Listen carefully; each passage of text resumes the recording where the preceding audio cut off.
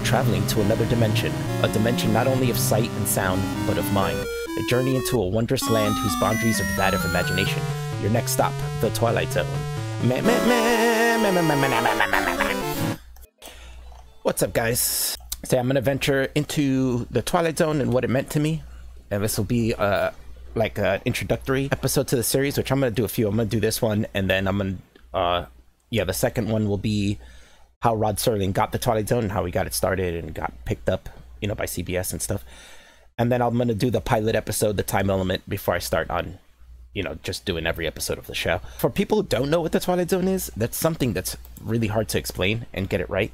It was kind of a very unique show in weird way, in different ways. Like it is, you can just describe it as an anthology show. That's pretty much what it was. But when people think of an anthology show, you think of a certain genre, like maybe it's a horror anthology or sci-fi anthology. And where it mostly did stick to sci-fi, it definitely ventured into all types of genres. You know, there's thriller episodes, horror episodes, sci-fi episodes, even comedic episodes, or even like sci-fi episodes with comedic elements and, you know, mixtures of genres as well. So it's really hard to describe to people what the Twilight Zone was and for them to get a clear picture of what it was. Growing up, obviously I was born fucking decades after the Twilight Zone ended. My parents grew up when it was going on, and my dad was a huge fan. So I was watching, you know, anytime it was on TV, anytime my dad was home, you know, my dad would take control, like the normal American the average American home, my dad would be in control of the television, right? So we'd be watching what he wanted to watch. So anytime the Twilight Zone was on, my dad would have it on. He didn't care that he had seen all these episodes when he was a kid. You know, there's something he very much enjoyed. Obviously, I would end up watching them.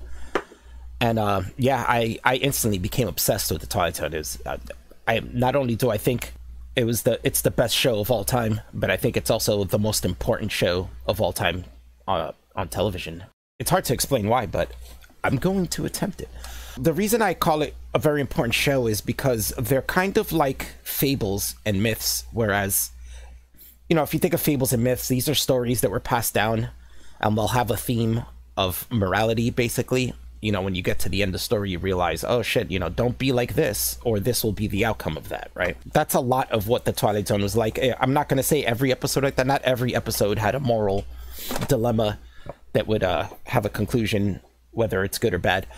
You know, some of them were just comedic, some of them were just straight sci-fi, just to be like, whoa, that's crazy. But a lot of the stories, especially the ones written by Rod Serling, of which he wrote 99 episodes out of 156 episodes, were moral tales. And, you know, this happened because this is what Rod Serling wanted to do for television, but sponsors and a lot of the, you know, and the corporate dudes would always intervene and, you know, cause him to censor stuff or change the story, and he hated that, and it frustrated the shit out of him.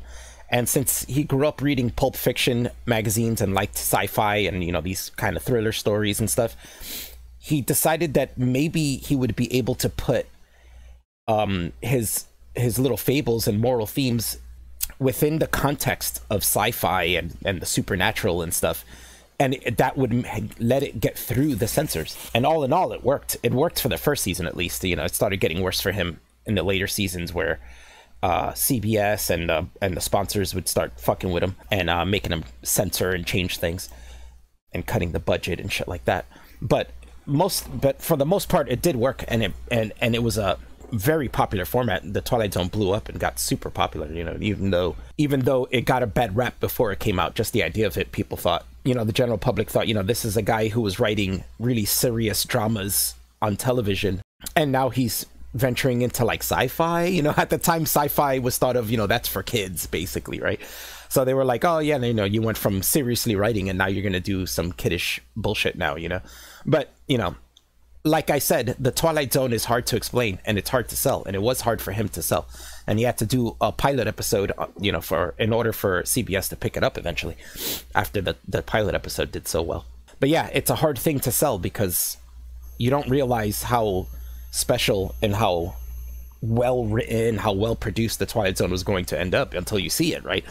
So even now, if you've never seen the Twilight Zone and you watch it now, after a couple episodes, you're going to realize how well this is done. These are serious productions. They're not you know, kiddish sci-fi stuff. If you look at other anthology shows at the time, nothing matches it. And you know, Twilight Zone wasn't the first anthology show. There was many other, Tales of Tomorrow, Thriller, The Outer Limits was running at the same time. None of these shows have the production quality or the seriousness of Twilight Zone, like the serious production of Twilight Zone. They just don't compare. So that's what made Twilight Zone stand out. Rod Serling is a great writer. He's a really smart guy. He was really serious about writing. I think he felt like there was way too much fluff on television, and he wanted to do something serious. And it struck a chord with me. First off, I have a morbid fascination. I also love, you know, twist stories. You know, the general Twilight Zone format was people act a certain way, and by the end a certain twist would happen that would show you how bad it is to act that way, and what the outcomes of acting that way would be. Whether it be, you know, the outcome would either be a supernatural thing sometimes it would just be something normal. You know, what wouldn't happen to somebody for doing that. Growing up, I watched the Twilight Zone a lot. As I said, I was obsessed to the point where, because there's so many episodes and it was just being aired on TV, and they'd give like 1 or 2 episodes a day, and most of the times it was while I was in school. So like 10 a.m. or something. So a lot of times where I would get to watch it is either during summer vacation or I was homesick. There was even a time where it was at a point where it was on lunch for school, and I would rush home just to catch one of the 2 episodes, you know, and I'd watch half of another one and then have to rush back to school and not be able to finish it. But it got to the point where I was so obsessed where I had a notebook that I would fill up with the episode titles, you know, and so I could try to keep track of what episodes I've seen. I'd put an episode title and a small synopsis. And, you know, it was a generational thing where, you know, I was born decades after it ended in the early 60s, right? I was born in the late 70s. So maybe not decades, but a little over, maybe like almost 2 decades.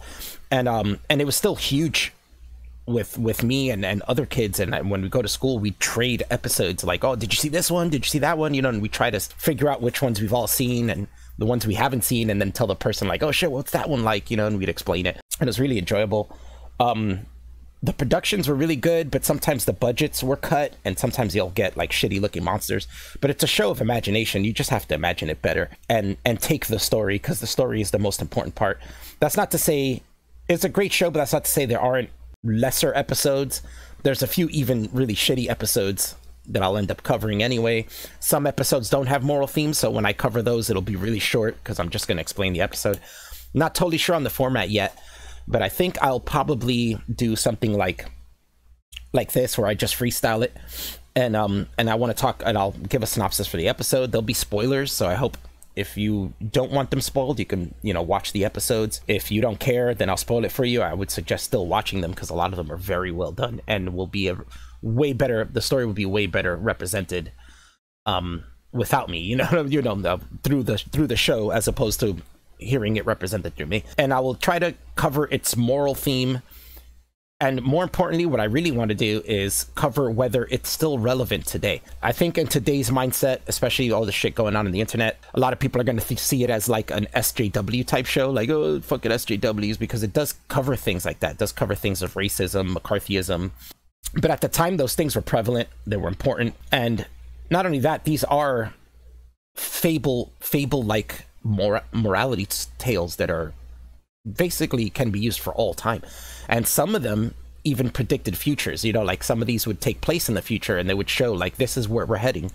And we've actually, and they've kind of actually predicted it, where Rod Serling does predict where the outcome comes of the way they're acting at the time. And it has come to fruition now. And I would like to cover some of that as well. But, you know, when I was a kid, the moralities kind of taught to me through the Twilight Zone were stuff that sometimes my parents neglected to teach me themselves. It was really important. I think the Twilight Zone is something everybody should watch growing up. Now that, like, when I was a kid, there was no cable, so we only had the few channels, and everybody watched it, you know, because it would be on TV, and there wasn't much else to watch. Sometimes it was, you know, better than anything else you could watch, so it's like, well, I might as well watch this shit. Even when I was a kid, though, there were people who just brushed it off because it was black and white. You know, there was a lot of kids when I was growing up, and I'm sure there's a lot of people now in this generation who won't watch anything in black and white, and that's a shame, because the show is actually better for being in black and white. It totally fits the atmosphere and the mood. Yeah, it's got a very macabre sense of atmosphere, so black and white suits it. I can't imagine Twilight Zone in color. I think that it would just totally destroy it. Yeah, I think but nowadays with such saturation of television shows and television in general, like, you know, you get like fucking 600 channels and shit now. I think the current generation just doesn't pay attention and doesn't know about it. So that's another reason I want to do this, kind of just put it out there. I know I'm not like a huge YouTuber or anything, so it's not going to spread that much. But if I keep doing it, who knows? Some maybe more and more people will see it and be interested, and maybe I can appeal to younger audiences to watch the show, because I think it's very important. I think it should be taught at schools, and it was for me.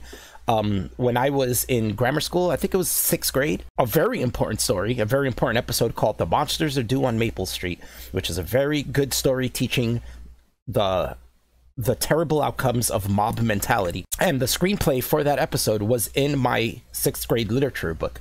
And that was amazing to me. I loved it. It was an episode that was one of my favorites. I've watched it so many times at that point. And it was in the book, we got to read it, and everybody in class read it. Some people, obviously kids don't like school. Some people hated it. And, not hated the specific story, but hated reading through anything whenever we'd read. But some people loved it and got into it, and we'd all read a part and shit, and it was really cool. It was enjoyable, and it's a very important story. That's like one of those stories that, yeah, like I said, they should be taught in school, and it was taught in my school. I don't know if it was in everyone's literature book in the United States, but it's just a super important show. I think everybody should watch it. I don't understand why they don't. It should be like when this whole SJW thing started, this is where I first came up with this idea to do this, and I was like, wow, this is totally covered. Like, funny enough, people would say nowadays, like, the Twilight Zone is very SJW, but there are many episodes of the Twilight Zone that show the horrendous outcome of this mentality of being SJW, of Antifa and all this stuff, and, anti-fascists turning fascists and shit like that, totalitarian governments that tell you what you can and can't say, stuff like that, All in all, I think everybody should watch it. If you haven't watched The Twilight Zone, start watching it. It's a great fucking show. The production is amazing. Like, it's beyond that. Like, when you watch it, you feel like you're there. Like, even though it's in black and white, it kind of has a stage-like presence, like each episode. So it feels makes sense, because a lot of actors of those times started off on stage, and a lot of productions at the time were basically stages that they would film, right? Like, and they'd put the set on a stage and they'd film it. So the show itself has that feel. It feels like you're in an audience watching it, like, on stage. The actors are all really great. A lot of famous actors came out of that. People that probably people wouldn't know now, you know what I'm saying? Because, we're talking 50s and 60s. All those people were famous and then died off before the current generation. But one of my favorite actors to come out of there is Burgess Meredith. He's amazing. You might remember him from shit like he was Popeye's dad in the Popeye movie with Robin Williams. He was the coach, Mickey, in Rocky, in the Rocky series. Besides that, he was in tons of stuff. Clash of the Titans, that's another movie he was in. He was the Penguin in the old Batman series, which was probably like the best acted character in that show. I'm going to have fun going through these episodes, and I hope you guys enjoy it too. For the next episode I'm going to talk about mostly Rod Serling and how he got to the Twilight Zone, how he got to accomplish making the show and leading up to that. And then after that, I'll go into the pilot episode, The Time Element, which premiered on another show and was basically the catalyst to get him greenlit.